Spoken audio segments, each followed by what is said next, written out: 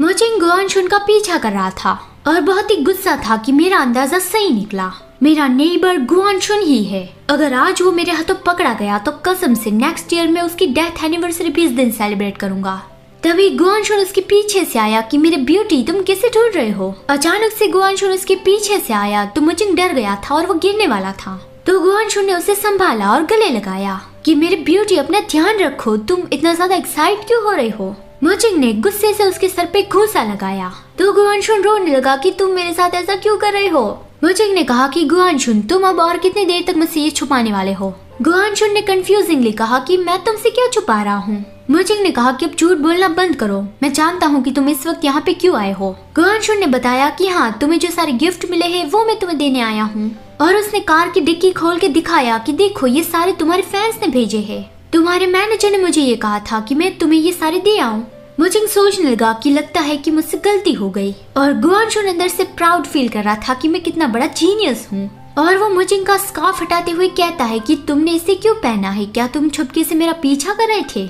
ये तो सच था तो मुजिंग एम्बैरेस फील करने लगा कि मैं तुम्हारा पीछा क्यों करूंगा। और वो कहने लगा कि तुमने कोई सीक्रेट प्लान बनाया है, तुम ही मेरा पीछा कर रहे थे और यहाँ तक कि तुमने अपने माइंड में एक अलग पर्सनैलिटी भी क्रिएट की और मेरे घर के पास ही रहने आ गए। वो बिल्डिंग की ओर पॉइंट करके दिखा रहा था कि वहाँ पे वो उसके घर के पास ही रहने आ गया है, लेकिन उसके पड़ोस के घर में तो लाइट्स ऑन थी। तो मुझे सोचने लगा कि मेरा नेबर तो घर पे ही लगता है, इसका मतलब कि वो गुआनशुन नहीं है। क्या फिर से मैंने गलती कर दी। वो बहुत ज्यादा एम्बैरेस हो गया और अपना चेहरा छुपाने लगा कि ओह नो, मुझे बहुत बड़ी गलतफहमी हो गई। गुआनशुन ने फिर से उसे पूछा कि माय ब्यूटी मुजिंग तुम क्या सोच रहे हो, अपने अपार्टमेंट की ओर पॉइंट करके। क्या तुम मुझे चाय के लिए इनवाइट कर रहे हो। ये बोलते हुए वो मुजिंग के क्लोज आने लगा, लेकिन मुजिंग उसे धक्का देके जाने लगा कि नहीं, मैं तुम्हें इनवाइट नहीं कर रहा हूँ, अभी बहुत देर हो गई है तो मुझे सोना है, गुड नाइट। उसके जाने के बाद गुआनशुन चैन की सांस लेता है कि वो तो अच्छा हुआ कि मैंने ऑलरेडी सब कुछ प्रिपेयर करके रखा था, नहीं तो आज तो सच में उसे पता चल ही जाता। इसलिए मुजिंग गुआनशुन से माफी मांगने आया है।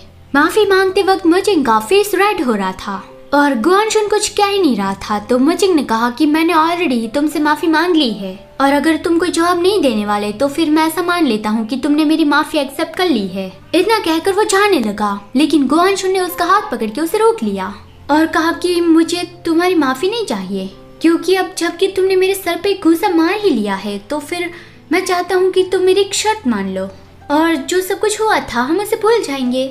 मुजिंग को बैड फीलिंग आने लगी थी क्योंकि वो जानता था कि शायद गुआनशुन उसे क्या कहेगा। गुआनशुन की शर्त ये थी कि मुजिंग अपना बर्थडे गुआनशुन के साथ मनाए। गुआनशुन अभी बहुत ज्यादा कॉन्फिडेंट दिख रहा था तो वो देखकर मुजिंग का फेस रेड होने लगा।